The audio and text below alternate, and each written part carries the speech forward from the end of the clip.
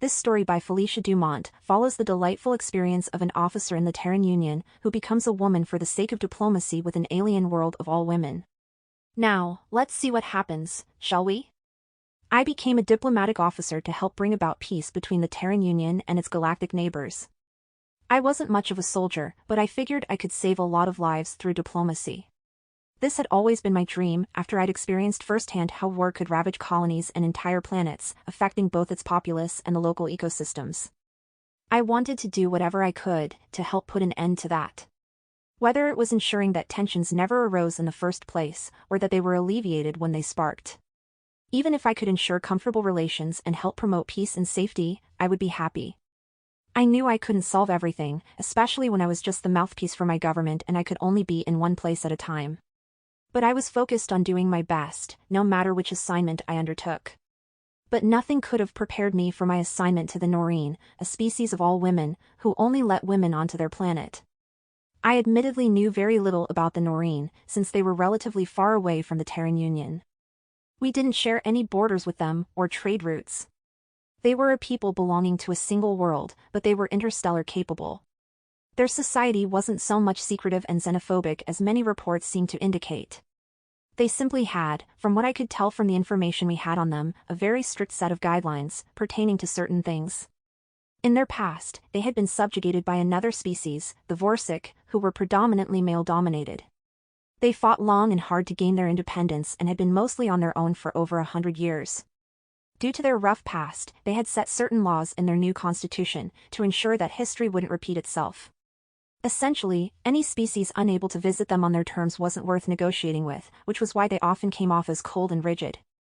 As for me, I was going to be the first human to visit their world and begin proper dialogue with them in an effort to bolster relations between the Terran Union and the Noreen. Due to our own military protocols, many officials or high-ranking military officers couldn't go anywhere alone. They needed an escort to some degree, whether it was advisors, aides, or guards. While there were plenty of women in all positions across the Terran Union, there wasn't an available woman of sufficient status in the civilian administration or military, who also had an all-female retinue who met the administration's requirements. I did think this was peculiar when I read it, and I couldn't help but think that there had to be an available diplomacy officer, who was also a woman. So, I dug further into why I was being given this assignment. Apparently, the key reason was the fact that I had been born on Retron 4, which had a stronger gravity than Earth and most of its other colonies. I was given specific drug therapies, same as any colonist born and raised there, to accommodate the higher gravity. This meant that I was also suitable for the equally strong gravity on the Noreen homeworld, which matched the one where I grew up. So while there were absolutely other diplomacy officers available, none of them were suited for the Noreen's planet, like I was. Lucky me. I had to undergo a transformative medical process where a mix of nanites and a unique protein were injected into my body. I was thankfully asleep for the entire process, but once I woke up, I was entirely changed. My brown hair grew out longer than I'd ever had it. My skin was slightly more pale and far more smooth. Any body hair that I had before, save for what was on the top of my head, was entirely gone. The treatment had even gotten rid of all the various little scars I'd accumulated from my hard life growing up on Retron 4. It didn't diminish my ability to tolerate higher gravity though, as the changes were mostly cosmetic on the outside, except for the fact that they needed to actually make me a female, with the proper anatomy that would allow me to actually bear offspring. It was certainly a strange thought. I asked if I could keep my manhood, after reading that amongst the population of Noreen women, some of them did have similar male equipment, but my mind kind of zoned out when the med tech explained why that wasn't possible. Something to do with the fact the therapy wasn't designed for that, mixed in with a lot of technical medical terms I had never heard before. All in all, I had to say, I kinda liked how my body turned out. I was worried without knowing what I'd look like beforehand, but now that I was done with the transformation and looking at myself in the mirror, I found that I was actually quite pretty. I'd be interested in a woman that looked like me, you know, if it wasn't me. I asked the med tech if my personality or mind were going to change at all. He told me that they shouldn't change much. Something to do with hormones and other chemical changes. But he did say that I might feel different, but the therapy should accommodate and offset some of that. But he said that there was a possibility that my personality might change naturally based on my environment and the fact that I was now in a woman's body. Not so much due to the drug therapy or transformation specifically. I sort of understood what he was implying by this, but I wasn't sure I was entirely happy with the answer. Once I was cleared for work, I was taken to the star system the Noreen were at. It took a couple weeks to arrive, given the distance. This gave me some time to adjust to my new body and figure things out a bit on my own, which I was definitely thankful for, as I might have been overwhelmed if I had been thrown into this new persona on a whole new world with alien women. Speaking of which, the Noreen were actually very human-like, save for some genetic and internal organ differences. They were a little taller on average than human women, and their hair often had a silver, gold, cobalt, or emerald glint to it, based on consumption of local foods. They had more refined muscles, and for some reason human scientists still couldn't explain, they lived roughly 5 times as long as humans did, while retaining all their quality of life. They were a fascinating people. Despite my intense misgivings about my transformation, I found myself eager to experience life on their planet. This was only compounded by the lengthy trip where I had very little to do, other than get used to my new body, new clothes, makeup, and further research the Noreen. When we arrived at the Noreen homeworld, I took an automated shuttle down to the surface. Their planet was of different architecture than most human cities, and despite a little turbulence, I arrived at the shuttle port without issue and was greeted by my Noreen counterpart, Kinney. She was a pleasant enough woman with gold hair, and she would be the one I would have most of my dealings with, unless I needed to speak with others in the Noreen government specifically. I was led to a tram that brought us to the sort of embassy, small as it was, that I would reside in. This embassy was actually for all species with diplomats on Noreen, so I did see other species around, most I recognized, some I didn't. I had my own apartment and office within the embassy.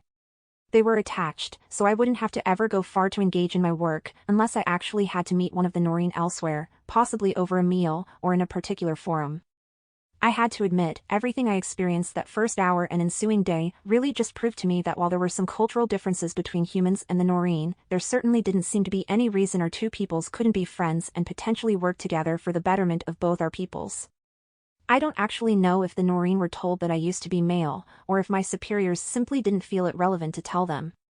And since I wasn't told one way or another, I simply kept it a secret and did my best to act the part, not that it was that hard, since I somehow managed to naturally fall into what I felt was a normal persona, despite the fact that I did feel different overall. I decided that I was going to try and subsist on local foods, since there hadn't been any indication that I wouldn't be able to, or that I would lack important nutrients on an entirely Noreen diet. So, when I ate, I went to the cafeteria at the embassy and tried various foods. I don't know how normal any of it was, whether I was eating things everyone on the planet ate, or if any of it was a delicacy, but I thought it all tasted pretty good and none of it looked repulsive. But there was one small problem that hadn't been mentioned on the reports. All Noreen beverages had some amount of alcohol content to them. I hadn't realized this at first, because the taste of it was well hidden in everything I'd imbibed, but day after day, I was starting to notice a distinct oddness that I couldn't account for otherwise. I felt more relaxed, casual, more eager to try new things. Inhibitions that might have prevented me from approaching someone to speak to them or wandering around and exploring the city were less than I would have imagined. So, it was only the following mornings of such days that I realized something was off. I started researching the ingredients of what I was eating, along with what I was imbibing. Even just the water that the Noreen drank was infused with vitamins and minerals and alcohol. Not a lot, mind you, but it was always 1 to 1.5%. Then there were the non-water beverages. Most ranged from 5 to 10% individually. I just thought they all tasted good. I had no idea they were so freely dispersing alcohol. The Noreen weren't as negatively affected by alcohol consumption health-wise as humans were, especially over long periods of time. A Noreen's body gained all the benefits you'd normally want when drinking alcohol, but with none of the damage or side effects it could inflict upon the body. It made them feel good, relaxed them, lowered inhibitions, made them more personable, and even helped, to some extent, with decreased mortality. It was practically an essential nutrient to them. After learning this, I had to start requesting non-alcoholic water at the cafeteria. They of course provided it, given that there were other species there in the embassy that also couldn't tolerate alcohol as well as the Noreen. But the whole situation certainly opened my eyes even more to them as a people. It wasn't always possible to get non-alcoholic beverages. Sometimes I had to meet an official somewhere in the city and non-alcoholic drinks simply weren't available everywhere, given that it was an incredibly niche market. This led to me becoming a little tipsy at times, while trying my best to hide it. The Noreen had a much higher alcohol tolerance as well. Even if they gained the socially beneficial aspects, it wasn't always as apparent, and it generally required more alcohol than what a human would need. I quickly found myself having trouble keeping up with the influx of meetings I had. I didn't have an aide. I didn't have a secretary or an assistant or an intern or anything. It was just me, trying my best to organize my schedule to accommodate the various officials who wanted to speak to the human representative. I was rarely referred to as my proper title of Terran Union ambassador. Then, after an initial meeting, I was simply referred to as Laura since my superiors thought it best I also take a different name than the masculine one of Lawrence. My meetings generally started off professional enough, but after some of the business was dealt with and I exchanged information, or learned what their interest was in whatever the Terran Union had, whether it was goods, knowledge, technology, or otherwise, the meetings tended to become far more relaxed and felt more like I was in a simple social encounter than representing the Terran Union on an alien world. My data pad with the various profiles of women I met with was becoming quite full. I did my best to keep track of everyone I encountered, along with what they were interested in and what they might want in return. But there was more to it than that. Since I often had extended meetings that delved into more than professional matters, and I often had alcohol by that point, I even recorded other notes about these women. Things such as their preference in music, locations, themes, entertainment, foods and drink, what they complimented me on in regards to my outfit, hair, accessories or my demeanor. I doubt I thought much of it at the time, especially when I'd been drinking, but when I reviewed some of my notes the next day, sometimes those tidbits of information read a lot like a date. For instance, at the start of the week, I'd ended my day at one of the nearby diners. It was a pleasant little place with a view over the nearby sea. My meeting was with a woman named Andrea. She was quite frankly absolutely gorgeous. I was a little intimidated by her, but after we got to talking, I felt rather at ease with her. The alcohol in the sea of moonlit stars drink I'd had might have played some part in this. Most beverages and foods tended to have flowery names. What essentially amounted to brown rice was called grain of shallow splendor. So, whenever I, or my counterpart would order, it often sounded something like, "I'd like a tempered midnight wanderer, with crimson blooms of spring on grains of shallow splendor, with a sea of moonlit stars." Which amounted to a cooked fish, with some sort of red cauliflower-like vegetable, on brown rice, with a very delicious dark blue glittering alcoholic drink, which didn't taste like it had any alcohol in it. The process of ordering food always sounded almost hypnotic. Not quite poetry, but it was all very flowering and sort of soothing. Hearing my Noreen counterpart order always sounded better than my fumbling with trying to read the terms from the menu without any proper continuity. The waitress was always smiling at me by the time I'd finished and looked up to her. In this way, there was an almost romantic air created, simply from ordering, or even talking about what food you wanted.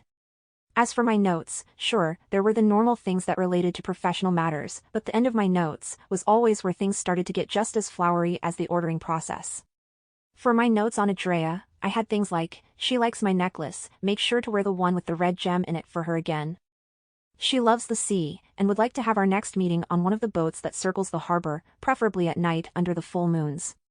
Nowhere, the Noreen homeworld had 3 moons. I've caught her looking at my chest a few times. Should I show more cleavage? She reached out and touched my hand a lot, caressing it at times. Is this normal Noreen behavior?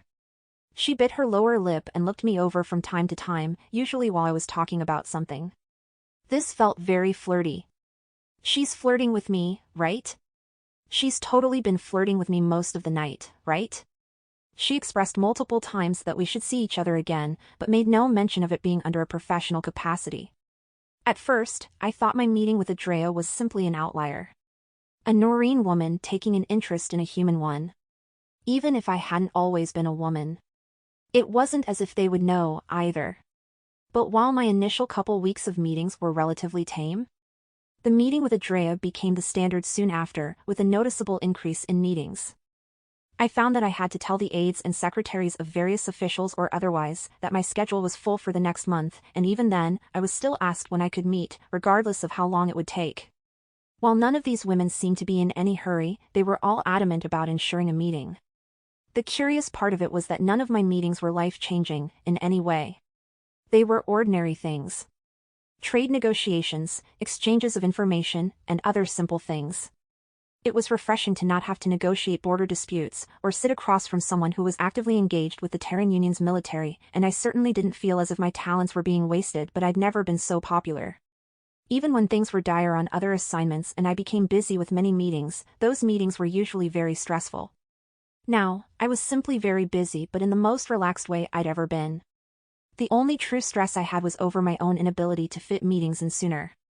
But that wasn't truly a lack on my part, just a matter of dealing with time constraints. I couldn't help but feel that Noreen women were using these meetings within my professional capacity as an ambassador as a way to go on dates with me. Sure, we were still technically discussing very real topics that fell under my purview, but every meeting felt as if it was split between professional and flirtatious date. I wasn't sure if this was normal cultural behavior for the Noreen, so I started asking around amongst the other ambassadors I was familiar with. I didn't go right out and describe what was going on, but I did question them about how their meetings with the Noreen went.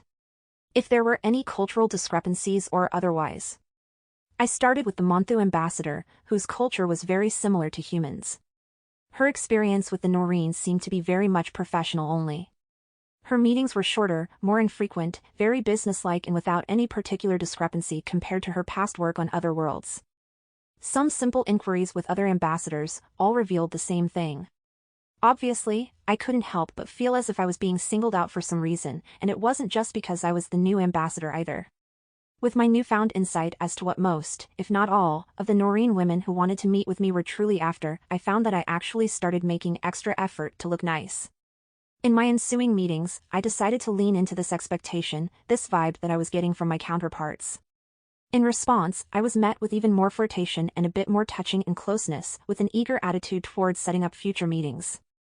The business portion of my meetings quickly fell to maybe 10 to 20% compared to the rest of it, which leaned a lot closer to leisure or pleasure. I had never gone home with any of the women I met with, and I didn't bring them back to my apartment at the embassy either.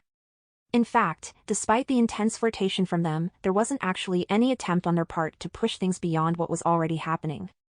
Again, I wondered if this was some sort of cultural thing, or if these playful meeting dates were simply going the way that these women expected them to go.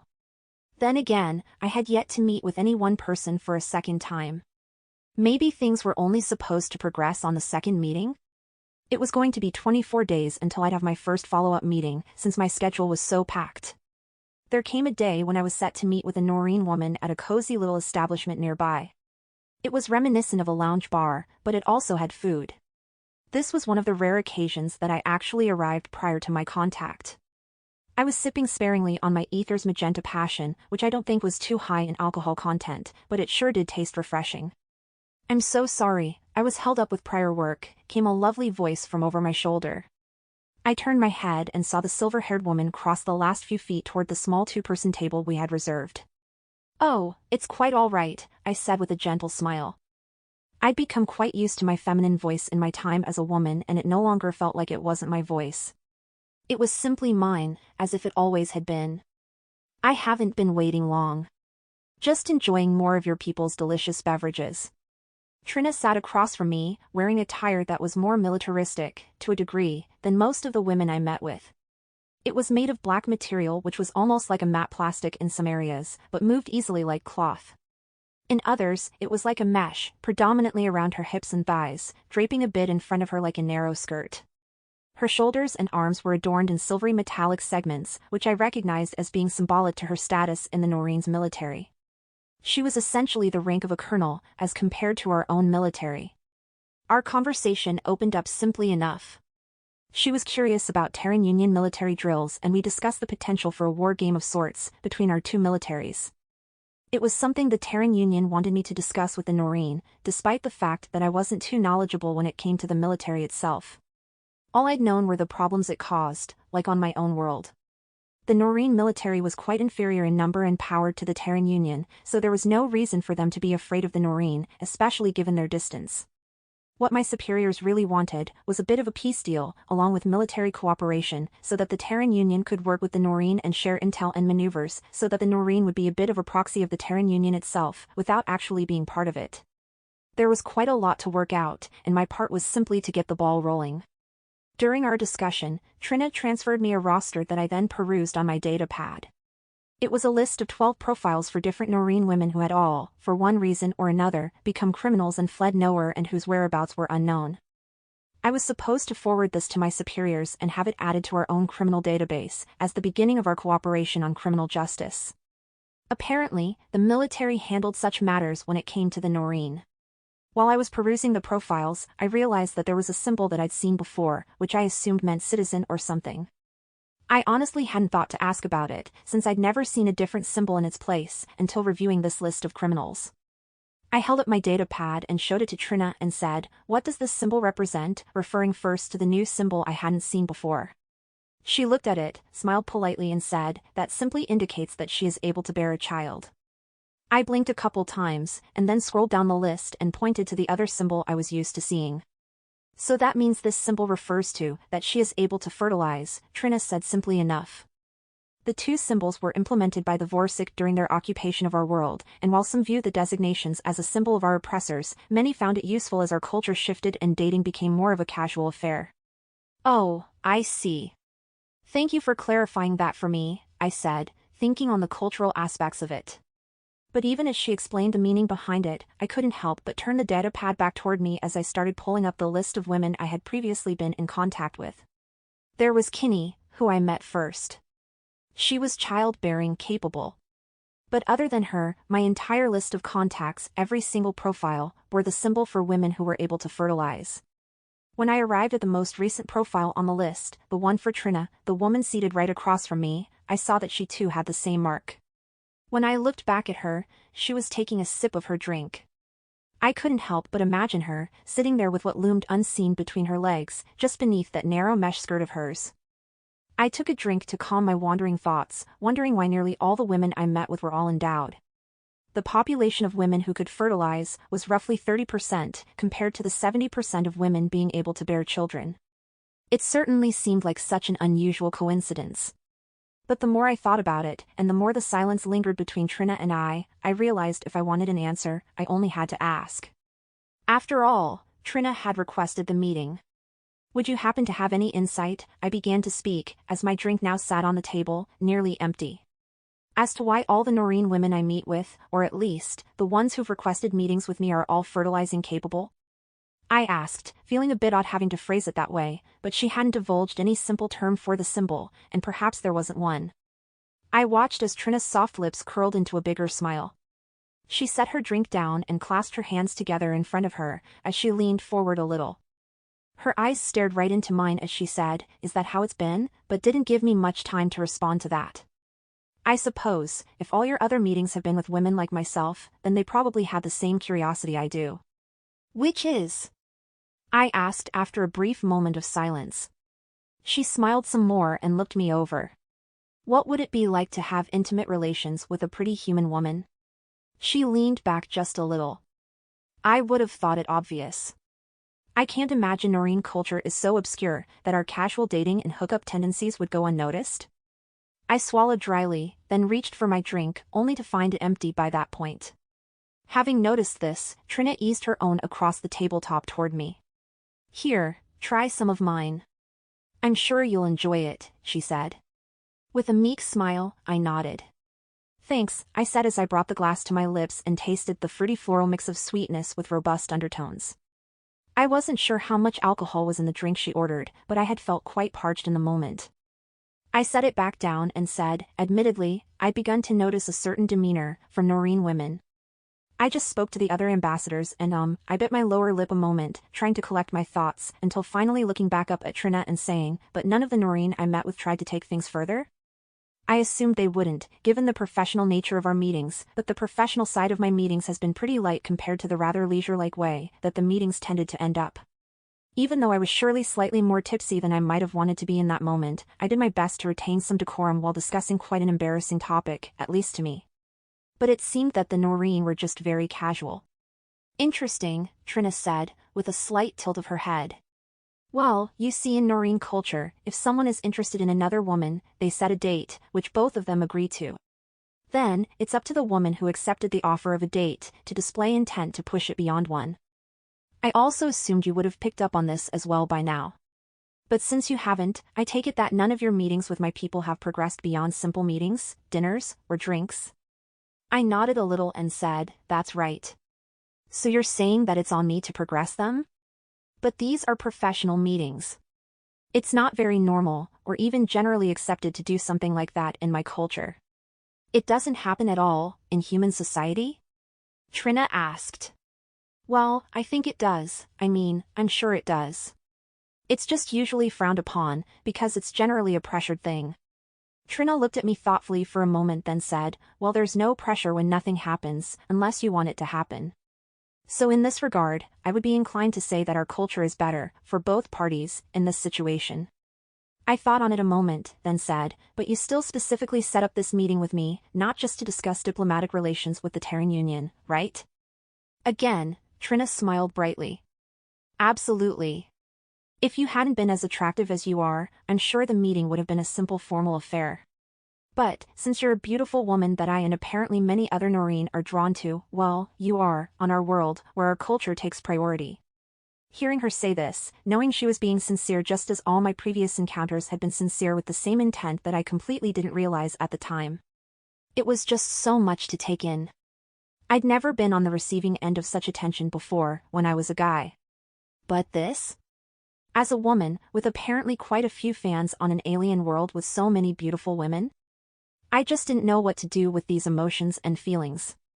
I knew full well, at this point at least, that Trina and everyone else I met with were endowed, and any encounters would absolutely have me on the receiving end of such things. Even so, I couldn't help but actually want to find out what it would be like. I'd spent all this time as a woman and had started to actually view myself as one, but there was still a tinge of apprehension in the back of my mind. So, if perhaps I wanted to give my approval, how do Noreen women usually do it? I asked, my heart racing as I looked at her. There are many ways, she said. A kiss, a touch. Sometimes a look. Obviously giving verbal consent, or intent, works just as well too. I nibbled on my lower lip, trying my best not to look this gorgeous woman over too much, despite how I was already imagining how she might look once we were behind closed doors and wearing a lot less than we currently were. I wasn't sure why I was so curious or so enticed by the prospect of it all, but I knew I wanted to find out. Perhaps we can take this meeting somewhere else, then? More privately? Where do Noreen women usually go? I asked, not wanting to assume I knew how her culture worked in this regard, when I'd obviously missed some key facets of it already. Trina stood up and took several slow steps toward my side of the table. She held out her hand as she towered over me. With a smile on her lips, she said, how about I show you my place tonight? And with that, I took her hand, with my heart racing more than it ever had since I arrived on Nowhere. I barely recall the route we took to go back to her place. My mind was still racing with so many thoughts. The fact that I had been propositioned by so many women, who all wanted what Trina was about to get, combined with my journey getting to this very moment. I was a diplomat. I wanted to ensure peace, but I was also oh so curious about what this was going to be like. Intimacy with a Noreen woman? The first human ever to do it, or at least, be on the receiving end of it. Before I knew it, we were back at her place, where I experienced things I never would have when I was just a guy. Would it be shameful to even say that I think I might have even fallen for Trina that night? Was that a normal emotion to have, with your first? Trina was absolutely wonderful every step of the way and very accommodating of my inexperience as a woman and made it all feel so natural. Eventually, that blissful night came and went, giving way to a delightful morning where we parted ways to return to our jobs. And that was Noreen culture. I'd gotten my first proper taste of a side of it that I never expected. Trina wasn't intent on monopolizing me all for herself and even promoted the idea that I should experience all that Nowhere, and its women, had to offer. So, with this wise guidance in mind, I pursued, and let myself be pursued, and in return, I found new wondrous experiences that I couldn't imagine living without. In time, I ensured that even if I was reassigned elsewhere, I'd always be welcome back to Nowhere, so long as I was Laura, of course. And honestly, I had no desire of ever being anyone else. Thanks for listening, and if you enjoyed this wholesome story, please like and subscribe. It'd really mean a lot to me.